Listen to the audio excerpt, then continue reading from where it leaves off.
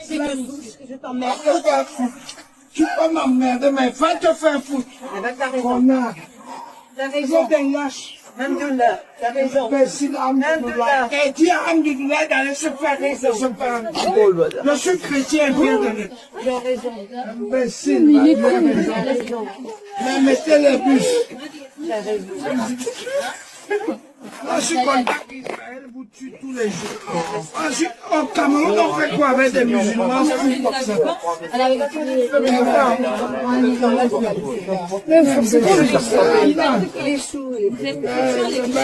Non, des mauvaises religions, ça. À vos rien. Moi, de toute façon, les musulmans, on va vous finir.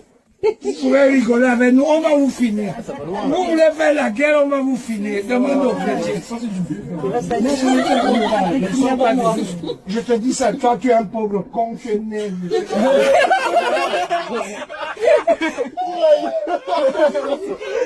Est-ce que ton pays est qualifié dans la CAN? Moi je suis Camerounais.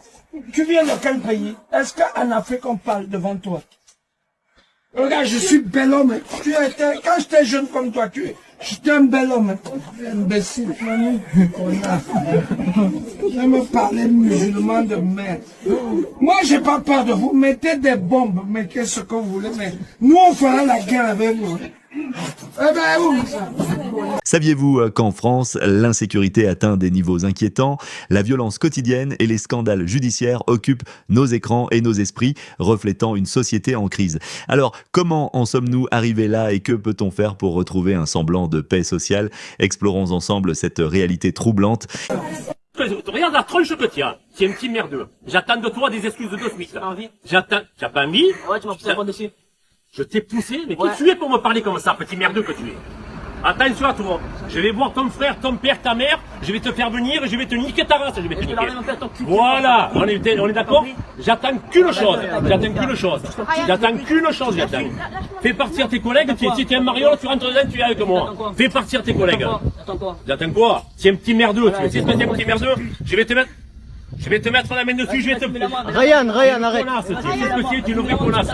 Tu es une connasse. C'est ce que tu es, une connasse. Ryan, le courant, t'arrêtes. Tu es une vraie connasse, tu es. J'attends qu'une chose. Vas-y, jette-le ton geste. Je t'encule, t'es mort, t'encule. Allez-y, monsieur, allez-y. Reste, arrête, en plus. Non, je vais te niquer, c'est mes enfants qui vont venir te niquer. Rappelle-toi ce que je te dis. Oui, je vais te casser pas la tête. Moi-même, j'ai grandi dans un quartier. Donc je suis habitué à la violence. Mais je reconnais que de nos jours, en France, c'est difficile de se sentir en sécurité. Vous avez vu il y a quelques jours, le gars qui a jeté une grenade sur Paris? Une grenade? D'où tu sors une grenade en fait? Cette grenade n'a blessé aucun ennemi. Elle a blessé 2 innocents, un père de famille et une dame. Je crois que le père de famille il a subi de gros chocs au bras et la dame, elle, au doigt. Dinguerie, ils ont rien demandé, ils marchaient juste dans la rue. Plus le temps passe et plus j'ai l'impression que la France se rapproche des States dans la démesure. C'est la folie, on rentre dans les extrêmes dans tout est extrême maintenant. C'est abusé. En vrai, je comprends pourquoi beaucoup de personnes veulent quitter la France. Ça devient compliqué pour un pays comme la France. Je compare pas ce qui se passe en France aux pays qui sont en guerre ou qui vivent des massacres. Là, on parle d'un autre niveau d'insécurité. En France, ça n'a rien à voir. Mais en France, pour le pays que c'est, pour la situation politique qu'il y a en ce moment, le taux de violence, d'insécurité, il est trop élevé pour la situation, en fait. Comme je vous ai dit, même moi, je suis issu d'un quartier. La violence, je connais. Des gens qui sont violents, j'en connais. Mais même moi, ça me fatigue. C'est bon, la paix. Allons chercher la paix quelque part. En France, je pense qu'on peut plus la trouver. Dans la première partie, on a entendu un récit troublant d'une situation choquante à Marseille, impliquant une prédatrice et un mineur. Cela soulève des questions sur l'inefficacité de la justice face à des actes aussi graves. Dans la suite, on va explorer comment ces dérives pourraient mener à des tensions sociales encore plus explosives. Rupture sociale, rupture familiale. Il n'a de contact qu'avec cette bonne femme. Et le gosse, il est sous emprise d'une femme de 35 ans qui a décidé de se faire engrosser. Mais là, je vous jure, moi, je vous le dis en toute sincérité, j'ai rien contre les différences d'âge. Mais là, le gamin, il est mineur. Il a 15 ans. C'est un gosse. Il est en situation de mal-être. Et il y a une nana qui a capté ça, une nana vislarde. et elle se fait engrosser, tout va bien. Et la justice française ne fait rien. Tout va bien, au calme. Mais je vous le dis, hein, bientôt la France, vous n'aurez plus besoin d'aller en Thaïlande, aux Philippines. Non, non, vous pourrez rester ici. Il n'y aura pas de souci. Tout va bien, au calme. Je vous jure, moi, je peux plus en fait. Je peux plus de toutes ces dérives et ces déviances. C'est à vomir en fait.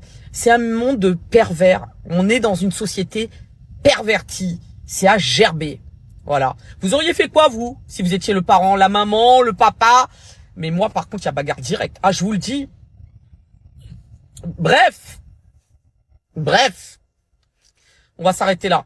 Allez, je vous fais des big kisses. Prenez soin de vous, prenez soin des autres. Mais dites-moi ce que vous auriez fait. Allez, big kisses. Voilà. Obligé de gueuler. Je gueule. Arrête de gueuler. J'ai payé mon ticket, je gueule. Voilà. Personne n'a pas son foufou. Voilà. Hey, vous me touchez pas. Vous me touchez pas. Je vous ai pas touché. Vous me touchez pas. Refais. Ok? Refais ça. Non, je le refais. Refais Je dis, vous me touchez pas. Refais ça. Je vous ai pas. Regardez comment il fait le voyou.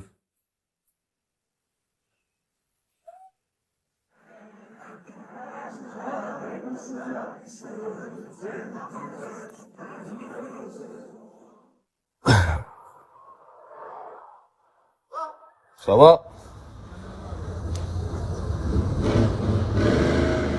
Je rejoins Boudjelal, nous allons sur une guerre civile. Ça va péter les mecs. Je sais pas comment, mais ça va péter. Le pays va péter. On tiendra pas 2 ans comme ça. Je pense que les gens ont vu hier le problème premier de notre pays, qui est l'incompétence des gens qui prétendent nous gouverner. Quand tu aspires à être président ou à être Premier ministre, c'est que tu as fait une analyse de la société et que tu penses apporter des solutions, ou tu penses avoir les solutions et tu penses savoir mieux que d'autres. Quand tu as pas de solution à apporter, tu te casses. Tu te casses et vite. Il faut se casser vite maintenant. Parce que le pays, il est dans une merde incroyable. Comment tu veux que ces gens-là nous sortent de cette merde? On est gouverné par une incompétence grave dans un pays qui ne gère plus rien, qui est au fond du trou. Cet événement, ce n'est que le début. Ça va péter, les mecs. Je sais pas comment, mais ça va péter. Il va y avoir une goutte d'eau. Le pays va péter. Retenez bien ce que je vous dis. Après, ça va exploser un moment. On tiendra pas 2 ans comme ça. Je le rejoins totalement et on va juste expliquer un point très important. Déjà, la dernière chose qu'il dit, il va y avoir une goutte d'eau et il a totalement raison. Il va se passer un événement qui fait que tout va exploser. Je sais pas si vous vous rappelez ce qui s'est passé avec Naël, mais il a fallu attendre un événement pour que ça explose au niveau des émeutes. Et c'est ce qui va encore une fois se passer. Moi, je vous le dis. Et au fur et à mesure que ça se passera, on va avoir de plus en plus de rencontres entre les électeurs d'extrême droite et justement les mecs de quartier. Je pense que ça va vraiment exploser à un moment donné. Et il va y avoir cette petite goutte d'eau, cette petite étincelle qui va faire tout exploser.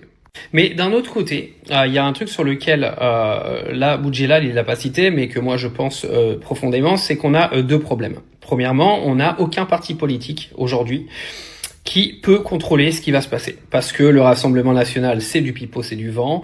Et tous les autres partis politiques, de toute façon, si vous allez voter à gauche ou vous allez voter Édouard Philippe, ne feront rien pour que la société aille mieux. Ça, c'est un fait. Et on n'a aucun parti politique aujourd'hui qui peut transformer notre pays en ce qu'est, par exemple, les Émirats Arabes Unis, c'est-à-dire un endroit où personne s'insulte, où il n'y a pas de violence, etc., etc. Ça, c'est impossible. On ne peut pas le faire en France. Le deuxième point, qui est quand même primordial, c'est notre Constitution. D'accord ? On a laissé des libertés à beaucoup trop de gens et on a laissé aujourd'hui les gens faire ce qu'ils veulent. Et ça, c'est une réalité. Et pour revenir là-dessus, je peux vous dire qu'il va falloir des décennies de travail politique pour que ça évolue. Je pense que là, moi aujourd'hui, j'ai 36 ans. Je pense que j'aurai 148 ans avant qu'il se passe un mini changement dans ce pays. Parce que la Constitution aujourd'hui protège beaucoup trop les gens qui font n'importe quoi. Parce que la justice protège tous ceux qui font n'importe quoi. Parce que les gens ont beaucoup trop de droits. On a appelé notre pays une démocratie. Alors bien sûr, on est une démocratie relative. Mais les gens, ils ont trop de droits dans ce pays.